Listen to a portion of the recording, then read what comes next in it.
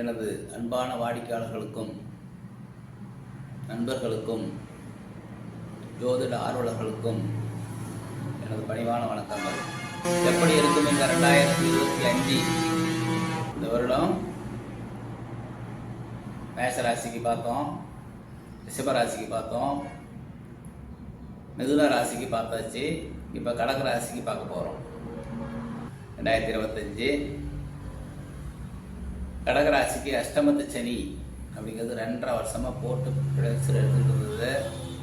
யாரும் ஜோதிடம் பார்க்க வந்தவங்களே பார்த்தீங்கன்னா பாதி பேர் கடகராசிக்காரங்களாக தான் இருப்பாங்க. ரொம்ப சிரமம். கடகம் என்பது நண்டு போல் காசெல்லாம் சிக்கனமாக பிடிச்சி செலவு பண்ணுவாங்கன்னு சொல்லுவாங்க. அப்படியாப்பட்ட ஆளுங்களுக்கும் இந்த வருடம் பணம்னா என்னன்னு தெரியாத அளவுக்கு போயிடுச்சான். ஆகப்பட்டு கெட்டவனுக்கு அஷ்டமந்திர சனின்னு சொல்லுவாங்க, ஓடி போனவனுக்கு 9ல் குருன்னு சொல்லுவாங்க. சனி 8ஆம் இடத்துல என்னென்ன கெடுபலன் செய்ய முடியுமோ அத்தனையும் செஞ்சது. சொல்ல காப்பாற்ற முடியல, நாணயமாக நடந்துக்க முடியல, தொழில் செய்ய முடியல, தொழிலில் வேலைக்கு போன இடத்துல நல்ல பேர் வாங்க முடியல. அதனால் பயங்கர கஷ்டப்படுத்தி கொண்டது சனி இப்போ 9ஆம் இடத்துக்கு பயிற்சி ஆகிறார். அதாவது 3வது மாதம் வரைக்கும் ஏற்கனவே சொன்னதெல்லாம் நடக்கும். அதுக்கப்புறம் இப்போ 9ஆம் இடத்துக்கு போகிறாரு. 9ஆம் இடம் பார்த்திங்கன்னா தமிழ் நூல்களில் நல்ல பலன்கள் தான் சொல்லியிருக்கிறாங்க. ஆனால் வடமொழி நூல்களில் 9ஆம் இடத்துக்கு சுமாரான பலன்கள் தான், அதாவது கெடுபலன்கள் தான் சொல்லியிருக்கிறாங்க. இருந்தாலும் நம்ம ரெண்டையும் கலந்து வச்சுக்கலாம். 10ஆம் இடம் இப்போ வச்சுருக்கிற 9ஆம் இடம் சனிக்கு நட்பு வீடு தான், ஒன்றும் பகை வீடு கிடையாது. அதனால் கடகராசிக்காரங்களுக்கு பெரிய தீமைகளை செய்ய மாட்டார். இருந்தாலும் ஃபஸ்ட்டு பார்த்திங்கன்னா போகிறது பூரட்டாதி நட்சத்திரத்தில். பூரட்டாதி 4ஆம் பாதத்தில் போவார். அது குருவுடைய நட்சத்திரம். குரு கடகலக்கணத்துக்கு பாக்கியாதிபதி, 6க்கு அதிபதி. இருந்தாலும் அவர் வேலை வாய்ப்பு வாங்குறவங்க போகிறவங்க வரவங்களும் இந்த செலவு வாங்கலாம் அப்படிங்கிற அமைப்பில் இருக்கும். அடுத்தது உத்தரட்டாதி நட்சத்திரம் போகும்போது மட்டும்தான் கொஞ்சம் சிரமம் இருக்கும். கொஞ்சம் பார்த்துக்குங்க.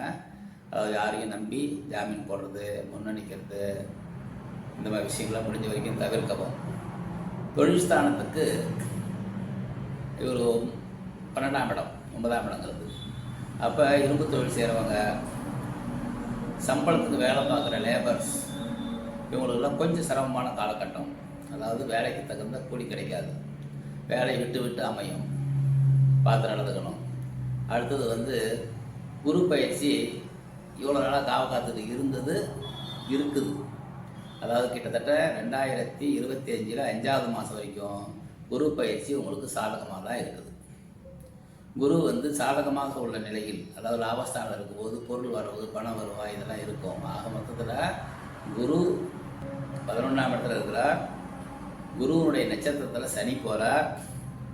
ஆக ஃபஸ்ட்டு ஒரு 3-4 மாதம், அதாவது 5ஆவது மாதம் வரைக்கும் பெருசாக உங்களுக்கு சிரமங்கள் தெரியாது.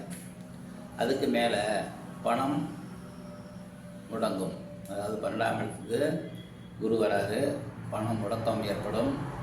அவர் உங்களுக்கு 6ஆம் இடத்துக்கு அதிபதி 12ஆம் இடத்துக்கு போய் 6ஆம் இடத்தை பார்க்கறது ஒரு சிறப்பு. கடன்லால் பார்த்துக்குவார். அதே 9ஆம் இடத்துக்கு அதிபதி 12ஆம் இடத்துக்கு போகிறது பாக்கியஸ்தானத்தை வலுவிழக்க செய்யும். அங்கே சனி பாக்கியஸ்தானத்தில் அடி உட்கார போகிறார், அவரும் வலுவிழக்க செய்வார். அதேமாதிரி 2ஆம் இடத்துல கேது உட்காரார், 8ஆம் இடத்துல ராகு பந்துகிறார். இவங்க 2 பேருமே பொருளாதாரத்தை சீர்குலைப்பார்கள். தேவையில்லாத அபிவிருத்தி பயம்னு சொல்லுவாங்க. அதாவது மரண பயம் கூட சில டைமில் உண்டாகிறதுக்கான வாய்ப்புகள் உண்டு. மொத்தத்தில் கடகராசிக்காரங்க கொஞ்சம் கவனமாக இருக்கணும். சனி பயிற்சிக்கு பிறகு ஓரளவுக்கு பலன்கள் சாதகமாக இல்லை. ஆக கொஞ்சம் புதிய முயற்சிகளை தவிர்க்கவும். என்னென்ன பண்ணிட்டு இருக்கிறீங்களோ அதை அப்படியே பண்ணுங்கள். இந்த இடம் மாறுறேன், வேலையை மாற்றுறேன், நேரம் தெரியல, நான் வெளிநாட்டுக்கு போகிறேன், இந்த மாதிரி முயற்சிகள்லாம் பண்ணிங்கன்னா கண்டிப்பாக நஷ்டம்தான் வரும், லாபம் வராது. அதனால் என்னென்ன பண்ணிட்டு இருக்கிறீங்களோ அதை அப்படியே கண்டினியூ பண்ணுங்க. இன்னொரு விஷயம், நமக்கு திசா புத்தி, அதாவது நம்ம பிறந்த ஜாதகம் நல்லா இருந்து அதில் திசா புத்திகள் நல்லா இருந்ததுன்னா இந்த கோச்சார பலன்களால் பெரிய அளவில் பாதிப்பை அடைய மாட்டோம். சரியா? சரிங்களா? அதனால் திசாபுத்தி நல்லா இருக்கிறவங்க ஜோதிடர்களை பாருங்கள். திசாபுத்தி நல்லா இருக்கிறவங்க இதை பார்த்து பயப்பட வேண்டாம். ஐயோ சனி பயிற்சி வருது, குரு பயிற்சி 12ஆம் இடத்துக்கு குரு போகிறாரு, பெரிய சிரமப்பட போகிறோம் அப்படிங்காதீங்க. இருந்தாலும் கோச்சாரமும் எடுத்து கொடுக்கறதுக்கு தான் வராங்க. அதனால் கொஞ்சம் கொஞ்சம் பிரச்சனைகளை உருவாக்கத்தான் செய்வார்கள். நம்ம கொஞ்சம் நிதானமாக இருந்துக்கிறது நல்லது. சனீஸ்வரன் கோயிலுக்கு போய் கும்பிட்றது, ஏழைகளுக்கு அன்னதானம் போடுறது, ஊனம் பண்ணுறவங்களுக்கு உதவுறது, இதெல்லாம் நமக்கு நல்ல பலனை தரும். குரு பகவான் 12ஆம் இடத்துக்கு போகிறதால படிக்கிற பிள்ளைங்களுக்கு பேனா பென்சில் வாங்கி தர்றது, குருவாக இருப்பவர்கள், அதாவது நமக்கு ஆலோசனை சொல்பவர்கள் அல்லது இந்த பிராமணர்கள் இதுமாரி ஆளுங்களுக்கு நம்ம உதவிகள் செய்கிறது, இதெல்லாம் உங்களுக்கு கொஞ்சம் கெடுபலங்களை குறைத்துவிடும். அதனால் முடிஞ்ச வரைக்கும் நமக்கு இந்த கொஞ்சம் எச்சரிக்கையாக இருப்போம். அதுக்கு மேலே கடவுள் நல்ல வழி செய்வார். அதனால் பரிகாரம் பண்ணுங்கள், நல்ல விஷயங்களை பண்ணுங்கள், பெரிய மனிதர்களை வணங்குங்கள், மதியுங்கள். இந்த டைமில் குரு மறைகிறதால நமக்கு குரு பக்தி தேவை. அதே போல் சனி 8ஆம் இடத்துக்கு 9ஆம் இடத்துக்கு போயிட்டார். அதாவது சனி பயிற்சி ஒரு 3 இடத்துல தான் அதிகமாக கெடுதல் பண்ணும். அதாவது ஜென்ம சனி, அஷ்டாஷ்டம சனிங்கிற 4ஆம் இடம், அடுத்தது 8ஆம் இடங்கிற அஷ்டமந்த சனி. முக்கியமாக அந்த அஷ்டமந்த சனியை விட்டு வெளியே வந்துட்டீங்க, இதே பெரிய விஷயம்.